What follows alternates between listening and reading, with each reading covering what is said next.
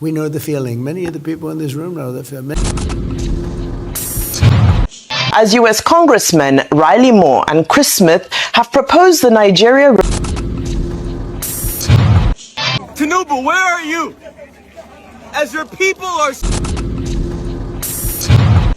My people no be small thing on Nigeria matter don dey very very serious and critical right now. I go want make you just pay attention. Watch this video from the start to the end. I no go talk much. Listen to wetin President Trump talk about the Easter lunch. We be saying even talk for White House. So you go listen to them and listen to the message we be say he don send before to Renomore and everything concerning Nigeria. We be say you really need to pay attention. Watch this video. I no go just talk much. I no go emphasize much. Watch this video from the start to the end and make sure see you share to every Biafra, everyone, so that everybody go see what thing they go on for our country Nigeria and the land of Biafra, and what thing won't happen for our country Nigeria. It's important for you to share this video so that everybody go there aware and alert of what thing won't come. A lot is about to happen. Tinubu right now they in trouble. After listening to all this message, watch to the end so that you go understand every single thing where they go on. Don't forget to click the subscribe button for more updates. And the only way if you take encourage supporters. Thank you. Long time, but I appreciate you guys have been here from the beginning, and we appreciate it very much. It's been amazing. During each day of Holy Week, Christians remember the events of 2,000 years ago that forever changed the world. On Palm Sunday, Jesus entered Jerusalem as crowds welcomed him with praise, honoring him as king. They call me king now. Do you believe it? No king. I'm such a king, I can't get a ballroom approved. It's pretty amazing, right? I'm a king. If I was a king, we'd be doing a lot more. I'm doing a lot, but I could be doing a lot more if I was a king. Yet he had not come to take a throne, but to carry a cross, not only to reign, but to save. And Thursday, the disciples gathered with Jesus as their teacher and stood in fear as he was arrested and betrayed. He was really betrayed. We know the feeling. Many of the people in this room know the feeling. Many of the people in this room went through hell. On Good Friday, the Son of God was nailed to the cross, crucified, and he died for all of us. It was a day of darkness, but it wasn't the end.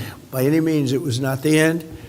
On Easter Sunday, the stone was rolled away and the grave was empty. Christians everywhere rejoiced, and we continue to rejoice. Easter is one of the incredible days. It was the miracle in all of history, the resurrection of Jesus Christ. It was the great miracle, I guess, right? The great miracle. He told his followers, I am with you always, even to the end of the age, because of the events of Holy Week. 20 centuries ago, people from every nation, language, and background can take on any difficulty, press through any trial, and endure any hardship.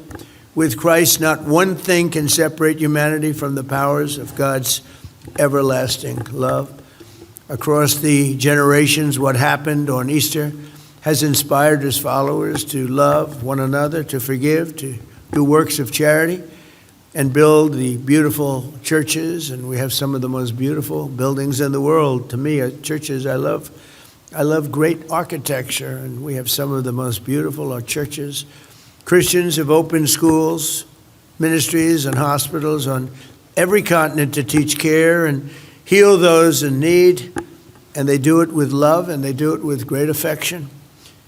It was Christian devotion that inspired 102 pilgrims to sail on the Mayflower, settle the New World, and lay the foundations for America's motto, "In God We Trust," and we won't be changing that motto. You know, there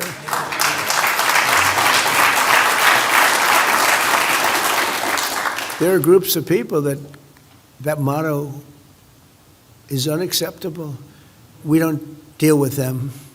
We cast them aside. There's no talking to these people. They're crazy. It'll never change, ever. If anybody ever let that change, I think they wouldn't be long for the world. I've often said that to be a great nation, you have to have religion. I believe that so strongly. You have to have religion. And you have to have God. That's why this Easter we are bringing back religion to America. We have... Tinubu, where are you? As your people are slaughtered in the night, as you sit in Aso Rock and you do absolutely nothing, you allow your people to be killed again and again and again and again. When will it stop? When will you hear the cries of Nigerians, of Christians? You can no longer deny genocide. They're being slaughtered. And you say there's no issue. You will regret what you are doing. As U.S. Congressmen Riley Moore and Chris Smith have proposed the Nigeria Religious Freedom and Accountability Act of 2026, recommending targeted sanctions, asset freezes, and visa bans against former presidential candidate Rabiu Musa Kwankwaso, the Mieti Allah Cattle Breeders Association, Mieti Allah Kautal Hore, and what they describe as Fulani ethnic nomad militia. The bill alleges that the named individuals and groups are responsible for severe religious freedom violations. Shared by Moore on X earlier today, the document outlines statistics and historical accounts of attacks on Christians and on Muslims who advocate religious tolerance. It cites a lack of prosecutions or convictions of jihadist actors, characterizes this as a failure of the Nigerian government, and calls for coordinated support from France, the UK, and Hungary. The report also urges investigation into cases where non-Muslims are allegedly subjected to Sharia or blasphemy laws, and makes reference to victims including Rhoda Jatau and Deborah Yakubu. Now let's take a look at some tweets coming from the United States X space. Sean Nelson said the powerhouse team of Rep. Chris Smith and Rep. Riley Moore today introduced a new bill on religious freedom in Nigeria, increasing accountability measures, including recommendations for sanctions against Fulani militia and former Kano State Governor Kwankwaso, who introduced Sharia criminal law there. Nakabulu responded and said, well, how much were you paid to target and tarnish Kwankwaso's image? Zamfara State introduced Sharia first in Nigeria as part of their right because it's in the constitution of Nigeria. Christians are safer in Kano State than virtually Christian-dominated states in Nigeria. Well, of course, what we do know is that the first governor to introduce and implement Sharia law was Governor Ahmed Sani Yerima of Zamfara State in January of 2000, with other states following after that. Well, could this be a case of mistaken identity? Although we know that the bill itself, the proposed bill itself, doesn't make reference to Kwankwaso implementing Sharia law, but the commentary around it alludes to that. So it's a very huge development, because there have been several threats about naming people and outing people. And I think, I'm not sure whether people would be surprised that the first name on that list would belong to Senator Rabiu Musa Kwankwaso. Dr. Abati, I'll come to you. Oh, okay. Well, I mean, the United States has been interested under President Trump, either in his first term or now the second term, in religious persecution in Nigeria. Ditto, the Department of State of the United States, also the Department of Justice, and also now you have the African Command being involved, with President Donald Trump carrying the flag and saying there is religious persecution in Nigeria. The federal government of Nigeria has made considerable effort in that direction to say that Nigeria is a secular country, and that whereas there is insecurity in the country, there is no such thing as religious persecution. So that's the background. And now, over the years, Nigerians have been saying, name the persons. Before now, there was an attempt, I think, by the United States and also the United Arab Emirates to say that there are certain Nigerians in government and out of government who are funding terrorism. I think also under the Jonathan administration, there was some debate about the admittance at a senior level that, in fact, there were saboteurs inside the government. Now we have reached an interesting point whereby the United States House of Reps, Representative Chris Smith, I think he's 73 years old, the two oldest persons in the House of Reps in the U.S. He's been there since 1978, representing the 14th district of New Jersey.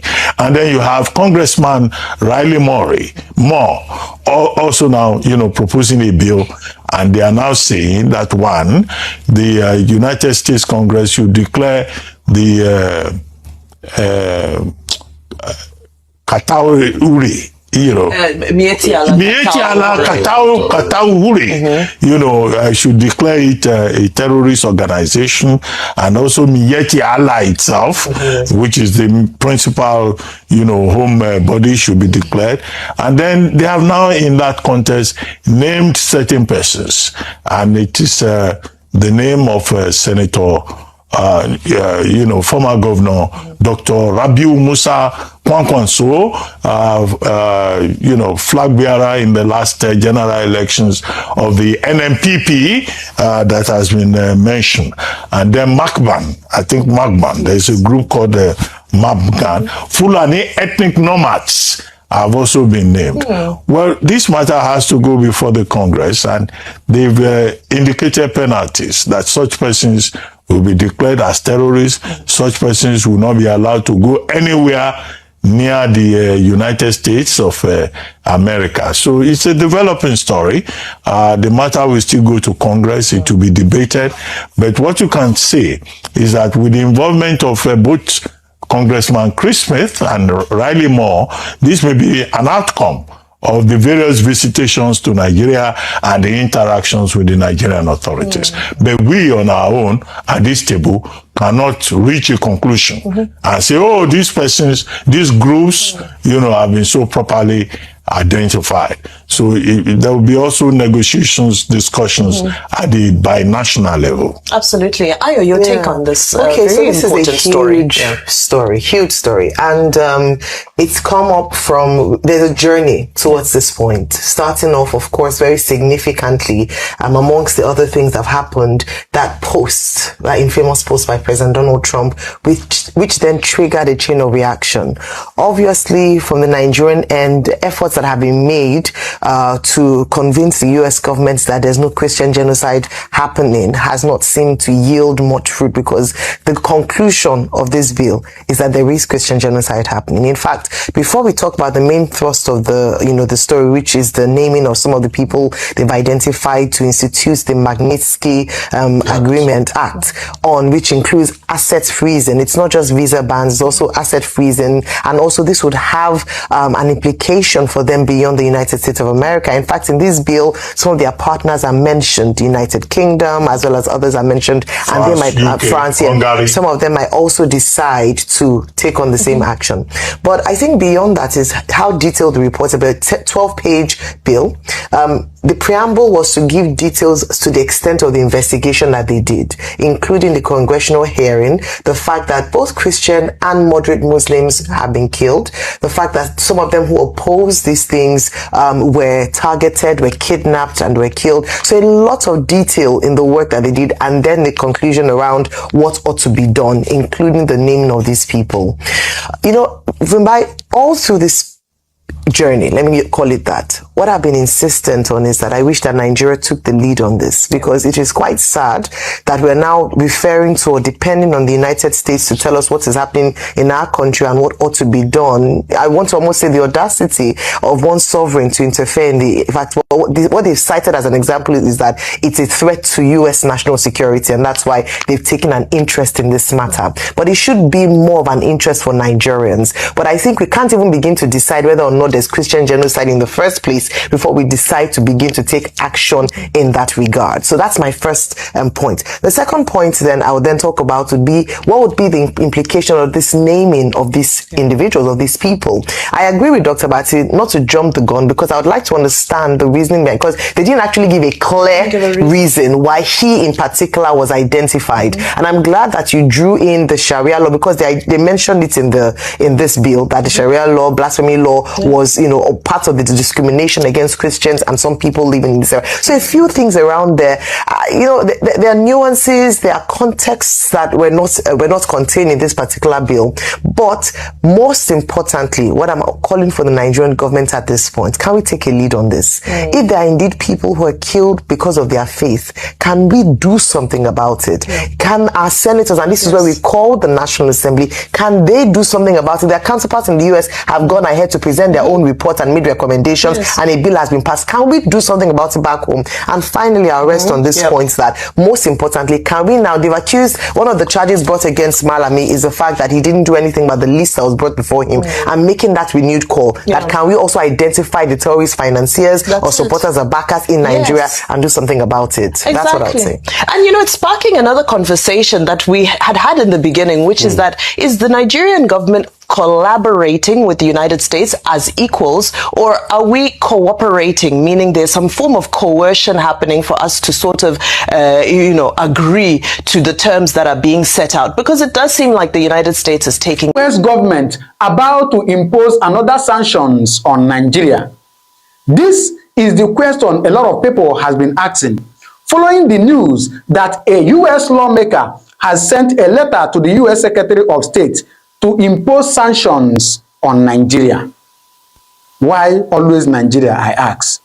Why always Nigeria? So, as you can see from this news, and this news was posted on the 2nd day of April 2026. So, we're going to go down to this news and to see first, who is this US lawmaker and why is he suggesting that sanctions should be imposed on Nigeria? And secondly, what are the sanctions he's suggesting that should be imposed on Nigeria? So, please, I beg you to stay with me because this is a very interesting news. All right, so down to the news, it says, let me zoom it.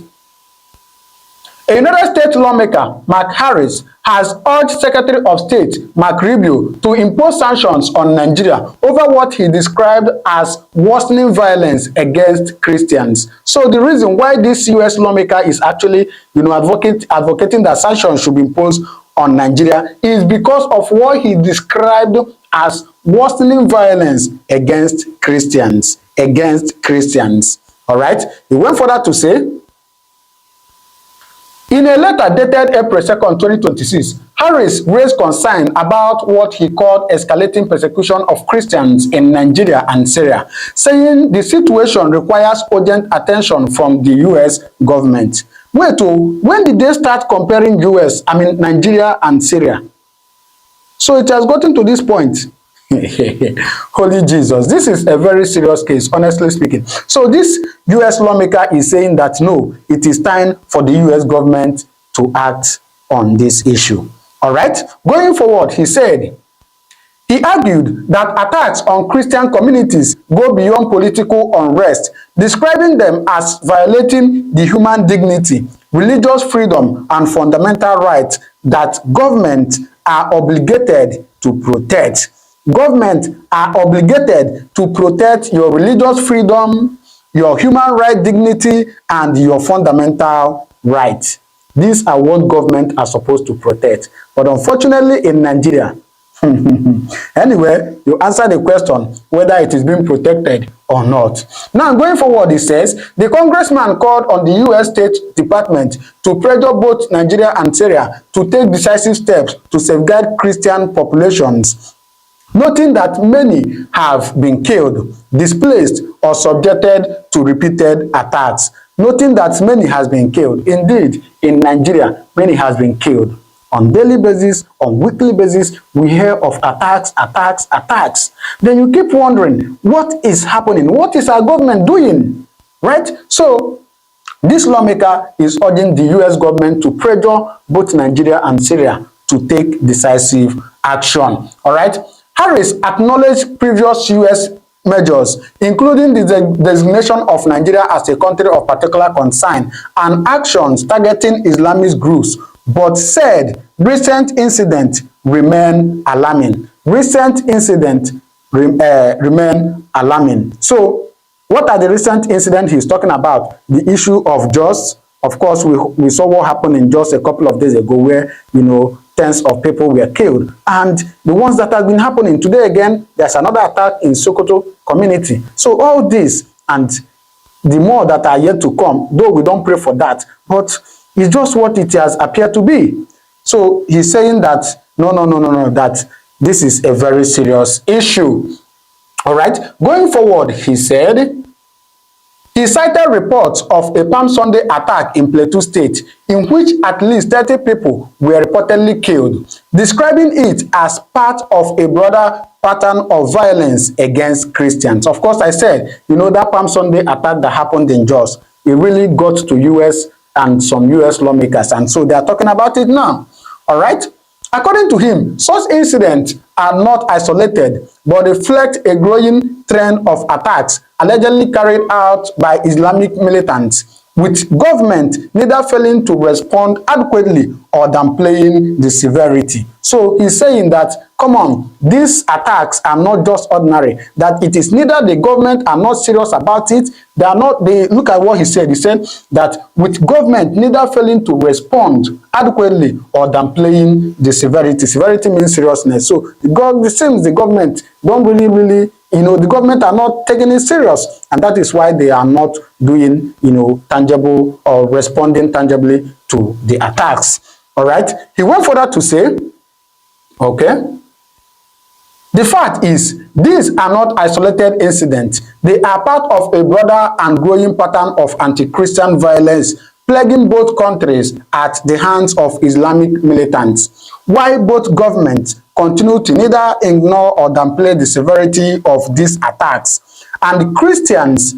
continue to pay the price. And Christians continue to pay the price. Well, as I have always said, that it is not only Christians that are being killed in Nigeria, that both Christians and Muslims are being killed. However, Christians always take the highest percent, all right? So Christians are killed more, but Muslims are also being killed, all right? Harris asked the State Department to clarify steps taken in response to the violence and what consequences could be imposed if Nigeria and Syria fail to act. All right? So he's saying that, come on, we have to tell them that, okay, if you don't protect your citizens, this is what we are going to do to you.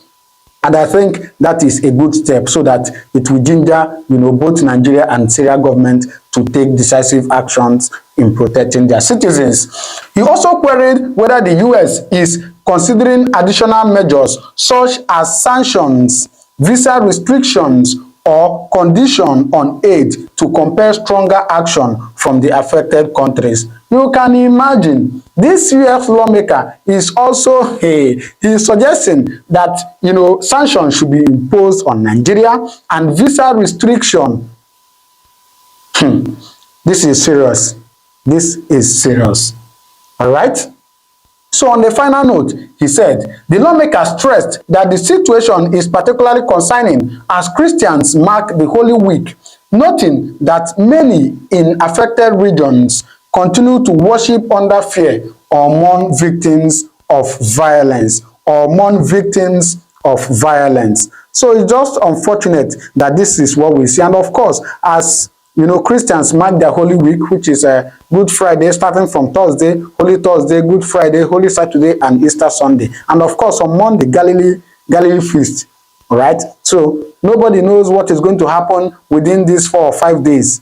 Only God will save people in Nigeria. So this is the US lawmaker that is suggesting that sanctions should be imposed. This is the man. So I don't know, you watching me, do you think that what he has suggested is good, or is it not good? For me, I think that the US have to really do something. We heard of, during that ending of last year, that when Trump began to talk about Nigeria, many Nigerians were happy and we are saying, oh, thank God, America is coming and they are going to deal with these terrorists. But should I say, unfortunately, just that November and December, from January, we've not seen Trump say or do anything concerning this, terrorism in Nigeria. And since then, it is getting worse on daily basis. The Nigerian security agencies are killed. Of course, soldiers are killed, police are killed, all the security agencies are killed. And if these terrorists can kill, security agencies in such manner, what will they do when they get civilians that don't have gun to protect themselves? You see, so it is a very serious case. However, We pray to God to help us, and we also plead that the US government will, do something about this because it is getting out of hand. Please, I'm going to allow you to just listen to this brief analysis that was given about this. Then after listening to it, you do well to drop your comment in the comment section what you think. Are you in support of what this man is suggesting or not? Please drop your comment in the comment section. Tinubu, where are you? As your people are slaughtered in the night, as you sit in Aso Rock and you do absolutely nothing, you allow your people to be killed again and again and again and again. When will it stop? When will you hear the cries of Nigerians, of Christians? You can no longer deny genocide. They're being slaughtered. And you say there's no issue. You will regret what you are doing.